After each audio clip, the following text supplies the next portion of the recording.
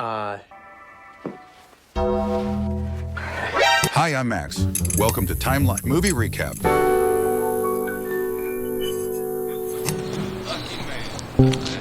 Louise Harrington is what the kids these days would call a young cougar. A successful, independent woman working as the director of admissions at a public arts university in Canada. She's got the kind of job that screams, "I'm doing fine, thanks," but emotionally, not so much. Her love life is basically a ghost town. Since divorcing her husband, Peter, Louise has been stuck in this weird limbo where sexual frustration blends with emotional numbness. They've parted on good terms, adult, civil, even friendly. They still meet up for lunch, because apparently being divorced doesn't mean you stop caring, just stop f***ing. Peter casually mentions he recently met up with his younger brother Sammy, supposedly for investment advice. Louise raises an eyebrow and reminds him that Sammy is an unreliable kleptomaniac with a charming addiction problem. Peter shrugs it off, claiming he can handle it now because he's a grown-up. Right, and I can handle tequila without calling my ex at 2 a.m. Later at work, Louise gets a call from her friend Missy. Missy is basically your classic bored-rich housewife married into old money, complaining that her aging husband hasn't touched her in forever. So naturally, she books a solo vacation to Venice Beach, Florida, seduces an innocent pool boy, drags him into her hotel room, and unleashes her inner wild animal. You'd miss your rich husband. For a life without sex? No, I'm not you. I just wrote a flirty little note to old flame Greg. Wow. Louise hangs up, feeling more alone than ever.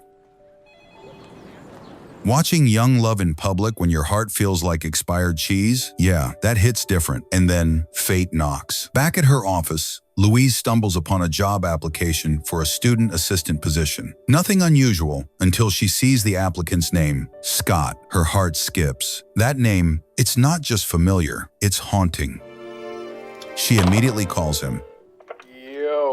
Cracking. Scott sounds thrilled to hear from her. He's clearly excited that his application got noticed. Louise invites him for an interview the next day and requests he bring his art portfolio. Standard procedure, but something about this already feels not so standard. After work, Louise visits her childhood home and wanders into her old bedroom. Nostalgia hits hard. As she rummages through dusty boxes, she finds something that stops her cold, a sketch of Scott, her high school boyfriend. The original Scott, the one who died. Grief is weird like that. You think it's buried, then boom, one pencil sketch and you're 17 again, falling in love and falling apart. She sinks into the memory like quicksand. Later in the kitchen, she casually asks her mother and her brother Sammy about Scott's family. Her mom mentions they've retired to Florida now. Of course they did. Everyone in this story either runs to Florida or emotionally combusts, sometimes both. The next day arrives. Louise dresses up, sexy but subtle, excited, nervous, glowing in that something's about to happen kind of way. But Scott doesn't show up. Confused, she calls Missy and shares the name of the guy who applied. Missy's reaction is unsettling. Scott? He's been dead for like 20 years. Silence. Louise is left rattled, humiliated, and spiraling into confusion. We've all been there, waiting for someone who's never gonna show. Some people call it hope. I call it denial in a nice outfit. And then a young man shows up, says his name is Scott. F. Scott. and he looks just like her dead boyfriend. So either he's a ghost, a scammer, or fate's idea of a cruel joke. Buckle up. Scott hands over his art portfolio. Louise pretends to be all professional and composed, but it's pretty obvious she's not evaluating his resume. She's checking out his jawline. Their taste in art happens to align perfectly. Of course it does, because apparently this guy isn't just handsome, he's also deep. Just when the air starts to thicken with sexual tension, Peter shows up out of nowhere. He wants to invite Louise over for dinner. She declines, saying she's busy, which is code for, I have a boy toy in my office, Peter. read the room. Scott leaves in a rush, Thanks for your time, Louise. F. Scott. but Louise, curious and clearly smitten, How you conclude an interview? This is my first interview. So why don't we go sit somewhere? Louise, acting all casual, suggests they keep the interview going at her place. Sure, Louise, let's call it an interview. At the apartment, things start awkward. Louise offers him wine. She's nervous. He's too calm. The tension is so thick it might as well be butter. They talk about art again because nothing says foreplay like a heated discussion on aesthetics. Then, Scott leans in with a cheeky grin and asks if she's ever been sketched naked. Titanic style, full Jack and Rose. Bold move, Picasso.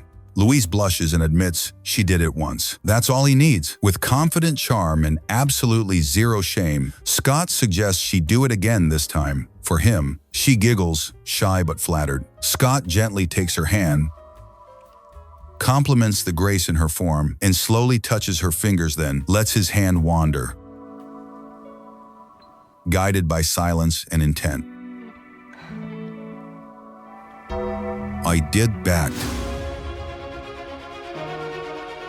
Louise surrenders to the heat of the moment, and they sleep together.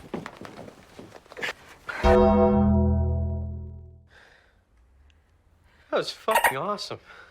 Scott, however, is a little surprised by how long she can endure. She may be older, but girl's got stamina. Respect. Question bait. Someone explain to me, why is it that every CrossFit endurance test? Anyway, if you're into brutal, adrenaline-pumping, mind-twisting stuff, and the occasional romance scene that looks like a yoga class that forgot it's not rated R, all with my spicy take, hit that subscribe button for my new channel, Recut Recaps. Seriously, I'm exhausted from watching people fall in love like they're training for a flexibility award. Although, yeah, sometimes I don't exactly mind.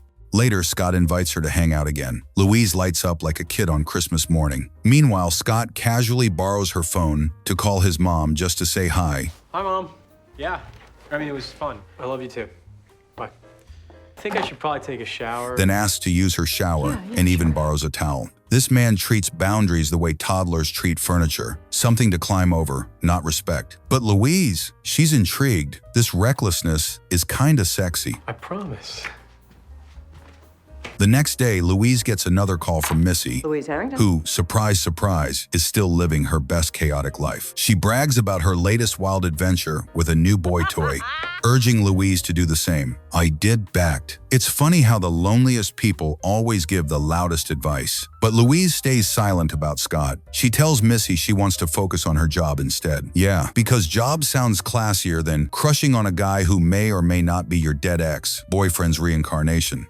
Louise drops by Peter's art class. He takes one look at her and just knows she's glowing, like suspiciously glowing. The kind of glow that screams, I just did something reckless and amazing with someone half my age. Their banter flows naturally, old chemistry flickering. Louise invites him over for drinks at her apartment. Innocent, right? Wrong, because Peter's not just here for casual wine and catch-up chats. Nope, he has a confession to make. He's an addict. Louise looks confused. Drugs? Booze? Number worse. Sex. Peter admits he slept with over 1,000 people. Yes, 1,000. And not just strangers. Sammy, her brother, is on that list too. Are you fucking my brother? Oh, let me help me.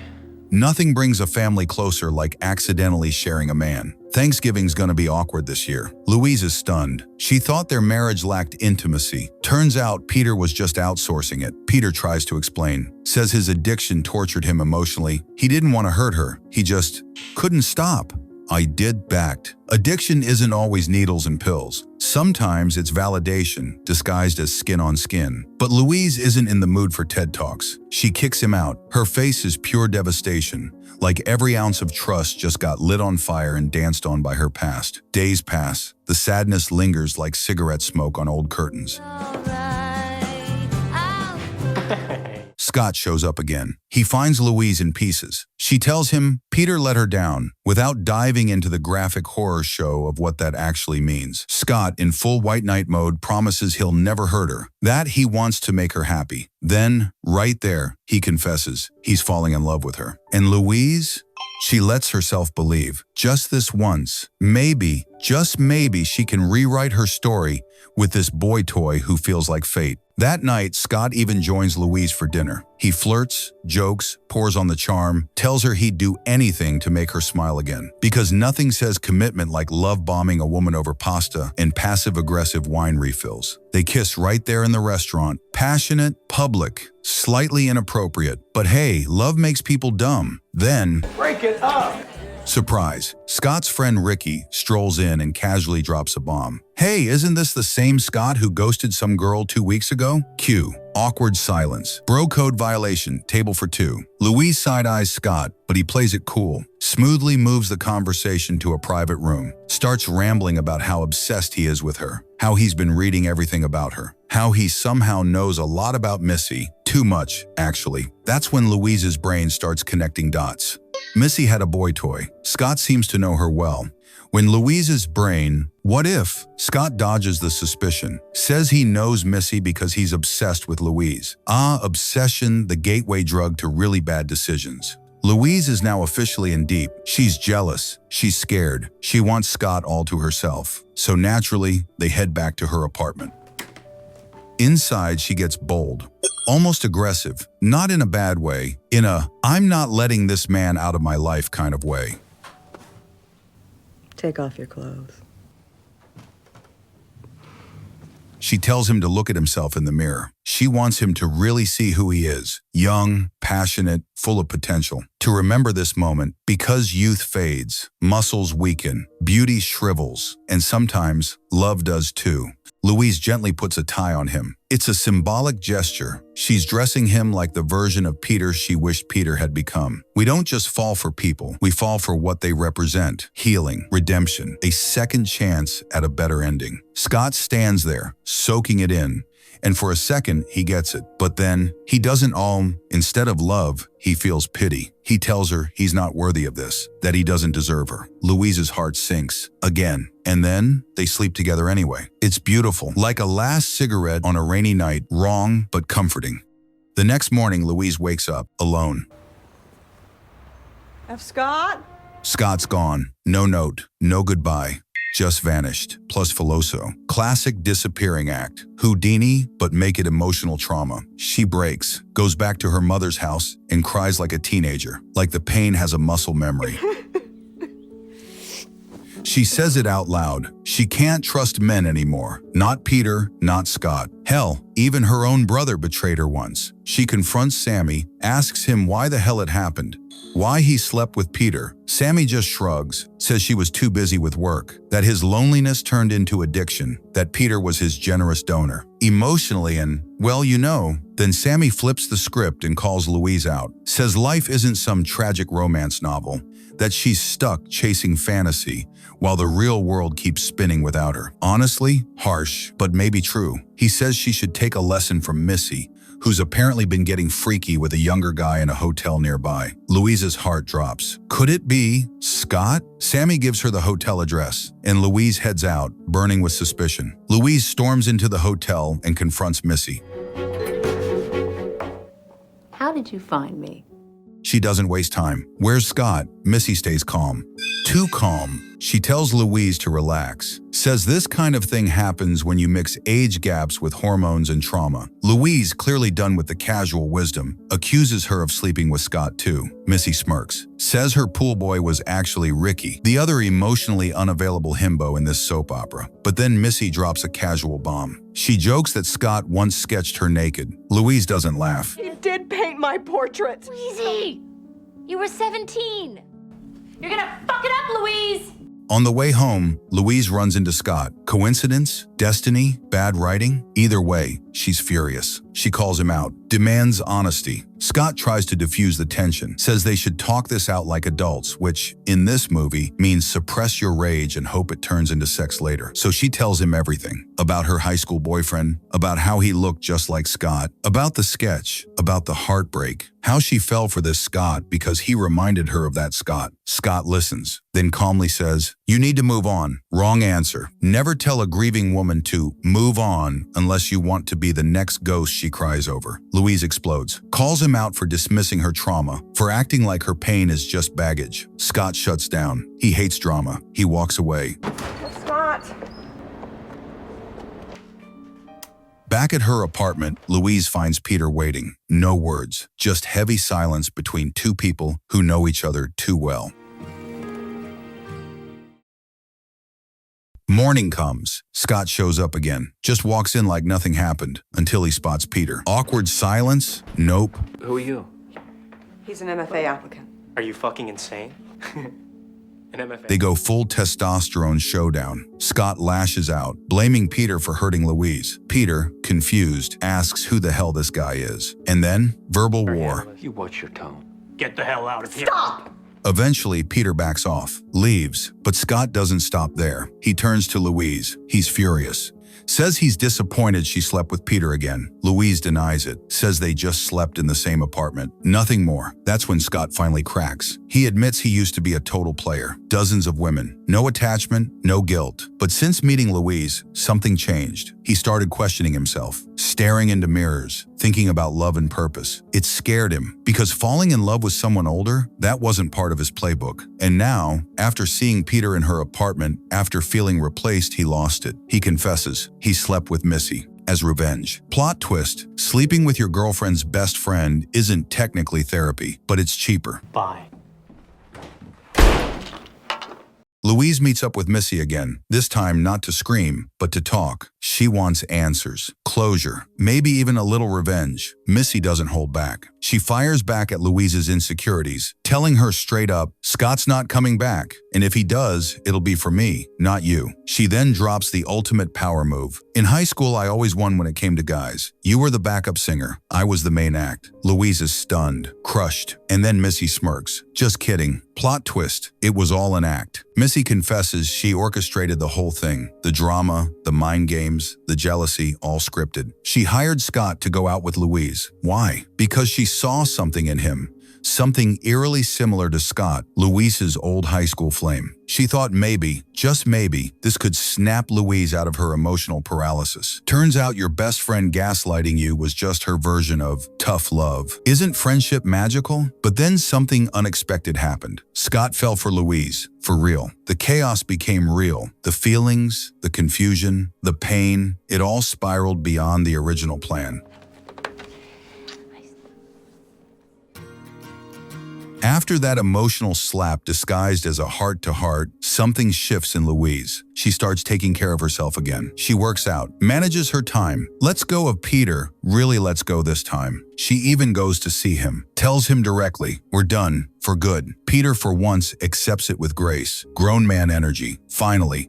Later, Louise attends an art exhibition. It's Scott's press. She walks through the gallery, eyes lingering on the work. It's beautiful, personal, honest. She's moved, not just by the art, but by how far he's come. Turns out, he got the job. Scott's officially part of the university now. He thanks Louise for everything, but she refuses the credit. Says the success was his, not hers. Louise, thank you.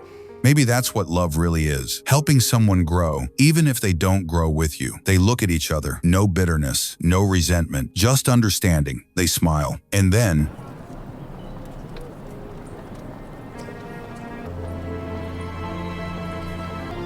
roll credits. Here's what Louise taught us, folks. Life is basically Tinder for trauma. We swipe right on people who remind us of old wounds, call it fate, then cry when it explodes in our face. Romantic, right? Truth is, we're all chasing ghosts, exes, versions of ourselves that don't exist anymore. But maybe, just maybe, that chaos helps us grow, even if we end up alone with a cat named Oscar who judges our taste in men. So what did we learn from Louise? That falling in love is basically walking into traffic with a blindfold, because you hope the next car is different than the last one that hit you. That we don't really want love. We want a do-over. We want someone to look like our past, but treat us like we deserve a future. But here's the plot twist nobody likes. People don't save you. They just become part of your damage report. Louise got her closure. Sort of. But if you think closure means healing, you're not paying attention. Sometimes, closure is just what you call it when you're too tired to keep bleeding. And me? I'm Max Sinclair. I recap movies so I don't have to recap my life. Hit that subscribe button. Misery loves company.